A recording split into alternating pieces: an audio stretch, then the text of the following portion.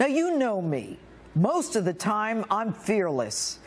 No, I do not know you. From all appearances, you are a slut that most likely got her jobs on the proverbial casting couch. You don't hesitate to look like a streetwalker on national TV. Why should I assume that you act otherwise when we can't see you? You may not know where places like Baghdad, Aleppo, Tehran, or Fallujah are. Look, a whore, showing off her pushed up and pulled sideways assets, insulting people's intelligence. How very classy. This man's body language shows that he isn't sure how to respond to exposure. He looks partly bemused, and it does not appear that he takes a whore like you serious. I'm sure that you don't care about the felon ex-husband, since he left you for another woman, but it's not something that you should do to your kids. Airstrikes. Bomb them. Bomb them. Keep bombing them. Bomb them again and again. Displaying clinical indifference to the suffering of others. You didn't get there in only a few years. The devil is inside of you, Pirro. You are owned. You do look like a deranged mass murderer and badly in need of a distemper shot. This is all a ruse, you bitch. The CIA created ISIS. You and the other slut, Brigitte Gabriel, both of you are owned by the military-industrial complex, lying to the public.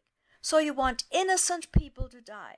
It's no one else's fault that you couldn't even hold on to a felon husband. We can see why. Corrupt and criminal politicians feed the masses the usual lies that we need to accomplish yet another humanitarian feat and bomb innocent people back to the Stone Age. Yes, 73% of the brainwashed, hence now brainless, are more than ready to bomb again. Keep in mind that America is number 47 in the world, you know? The list showing how educated America is, that information is then immediately served to the media whores to brainwash the saps some more. How else could the US fund the homicidal maniac rebels, known as ISIS, and then send American jets to bomb them? Doubt it would happen if we were number 1 on the list. Many, not all Americans, simply lack the intellect to grasp the obvious, that America has always robbed other countries of their resources for their Israeli masters. Wars only benefit the behind-the-scenes financiers who invent them.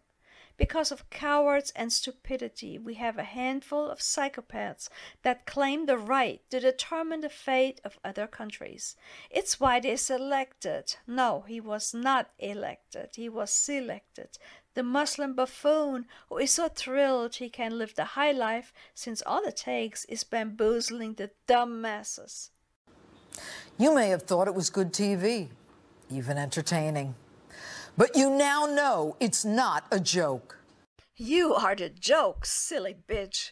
Your entertaining performances show exactly how you landed your jobs, on the casting couch.